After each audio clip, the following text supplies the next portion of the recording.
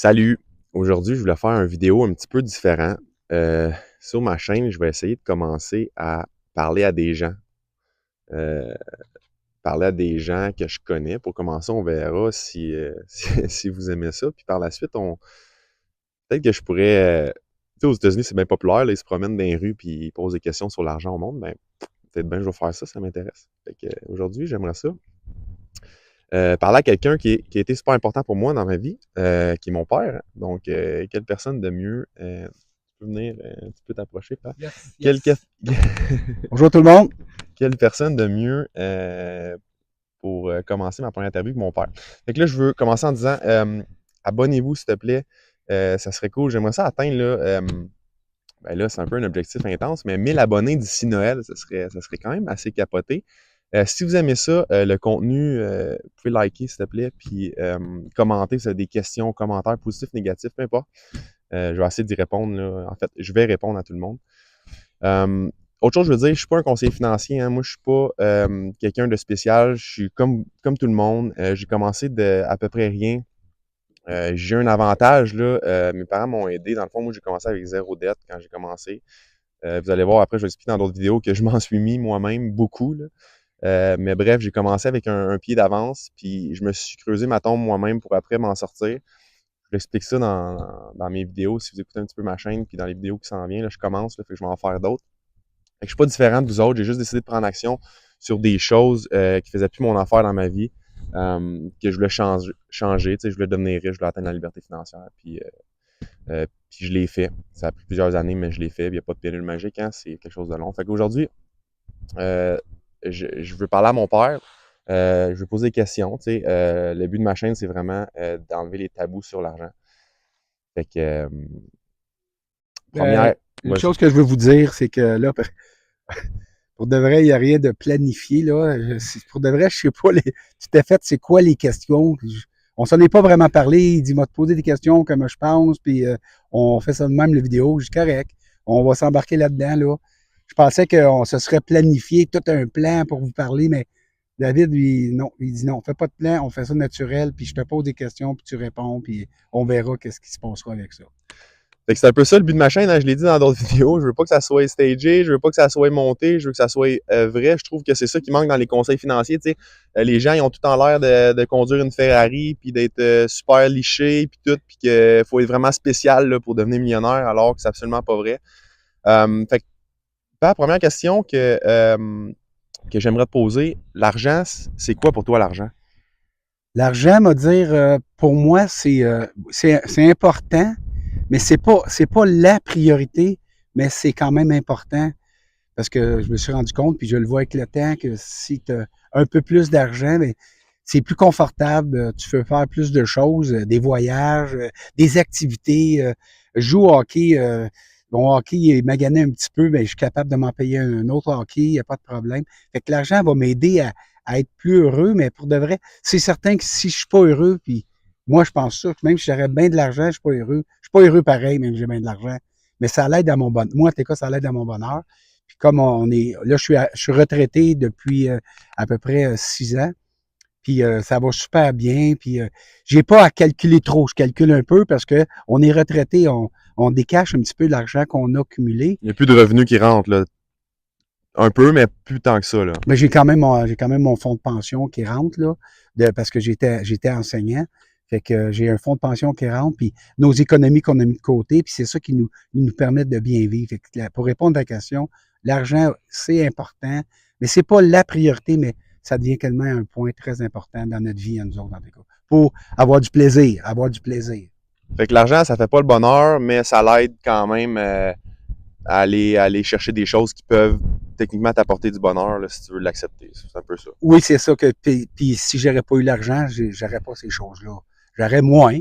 Peut-être que je serais autant heureux, mais j'aime avoir des choses, j'aime des belles choses, tout ça, puis c'est comme ça qu'on fonctionne, là.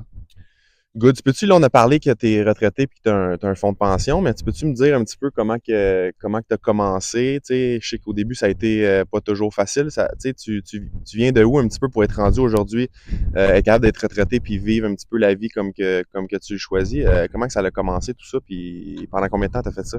Mais moi, à l'époque, en 83, Je venais de finir mon bac en éducation physique.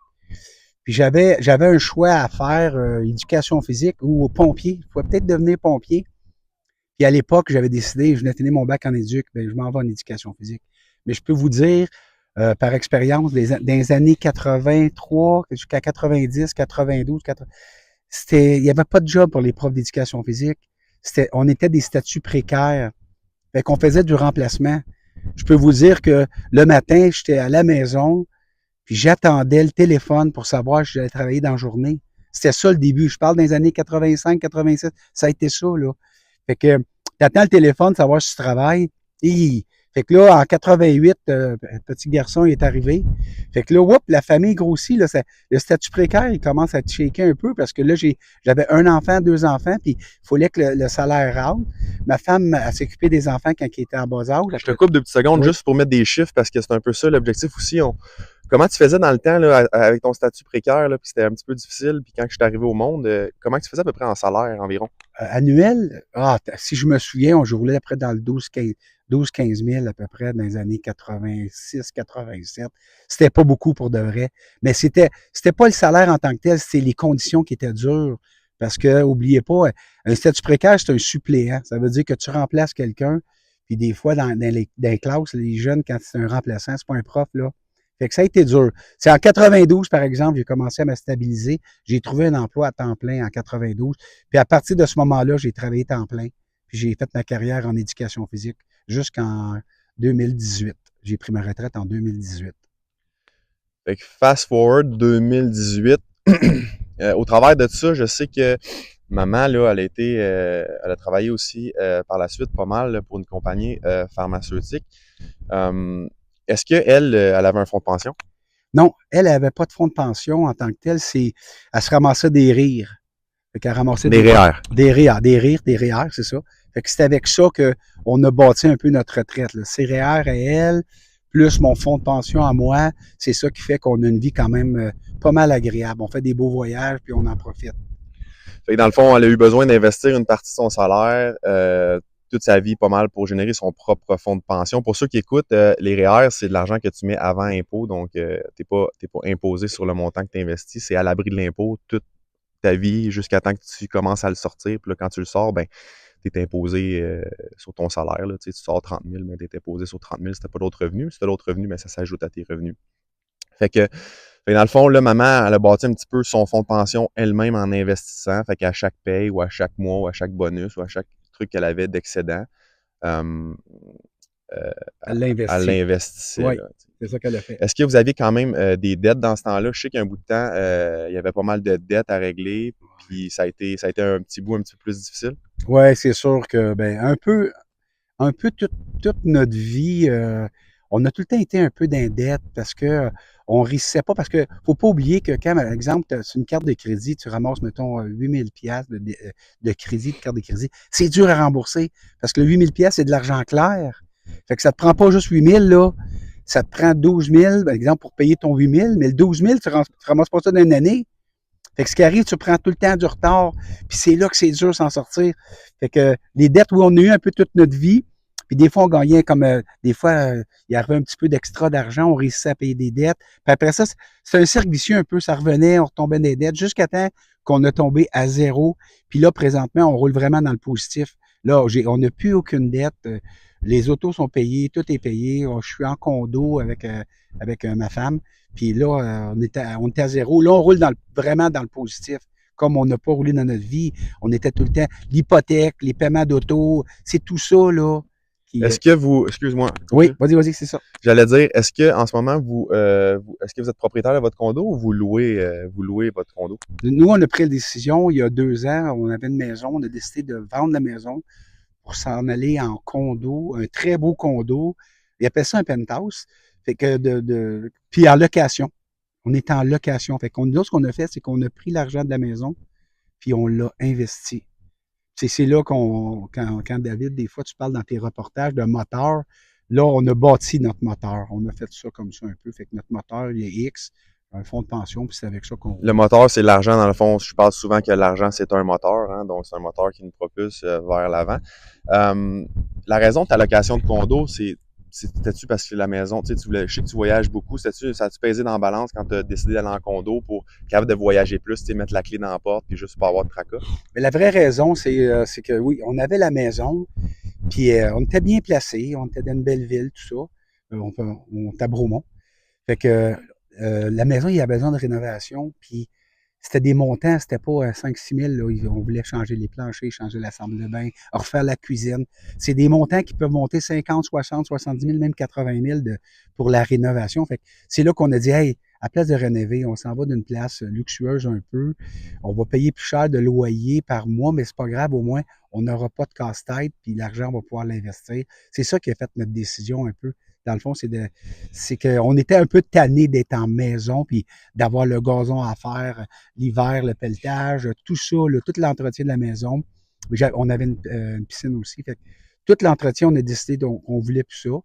Parce que aussi, en allant en condo, on peut faire des voyages. On met la clé dans la porte, c'est terminé. On part, on peut partir une semaine, comme on peut partir 2 mois, ça dérange même pas. Une maison, là, c'est pas ça, là. Une maison, il faut que tu demandes à quelqu'un, hey, viens-tu faire T'en as eu plus qu'une, là. Oui, j'ai eu plusieurs maisons dans ma vie, puis c'était tout le temps à demander à quelqu'un, t'as pas le choix, il faut que tu fasses ça. Il faut que quelqu'un s'en occupe pendant que tu es parti. Parfait. Écoute, j'ai le goût de dire que c'est une belle première interview. Ça m'a surpris. En fait, j'aurais peut-être une dernière question à te poser. Oui. Puis là, c'est tout le temps un sujet à débat, hein, mais si tu gagnes 20 millions, tu fais quoi? Moi, si je gagne 20 millions, oui, ce que je ferais, moi, j'en donnerais à mes enfants un peu. J'en donnerais un petit peu à mes proches. Je grugerais un petit peu sur le 20 millions. Moi, ce que je dis, si je un peu 20 millions, faire plaisir au monde autour de moi, tout ça. Je me gâterais peut-être un peu, mais je garderais facilement là, 90% du montant là, que j'investirais, parce que je sais que ce montant-là que j'ai investi, après, il va m'aider à me payer d'autres choses. Moi, je vivrais sur le montant. Mais je ferais des cadeaux au début, ça c'est sûr, mais ça serait des cadeaux contrôlés. Je ne ferais pas, exemple, sur mon 20 millions, je vais donner 15 millions en cadeaux, je ne ferais pas ça. Je donnerais peut-être total 1,5 million que je dépenserais mes amis, mes cadeaux personnels. Puis après ça, le reste, là, 18,5, je le mets, puis j'investis, puis on roule avec le moteur comme ça. Moi, c'est ça que je fais. Yes, sir. Bon, ben, hey, good job. Hey, belle première interview. Il va y en avoir d'autres. Je sais pas, connais-tu ma phrase pour closer mes vidéos? T'as connais-tu ou peux-tu le faire? Non, l'argent, c'est un jeu. Vas-y. L'argent, c'est un jeu. Après? Oh, je sais pas. C'est quoi? L'argent, c'est juste un jeu. Oui. Si tu veux gagner, il faut que tu apprennes à jouer. Et j'espère que vous avez aimé ça. En tout cas, c'était mon premier reportage. Salut! Salut, merci.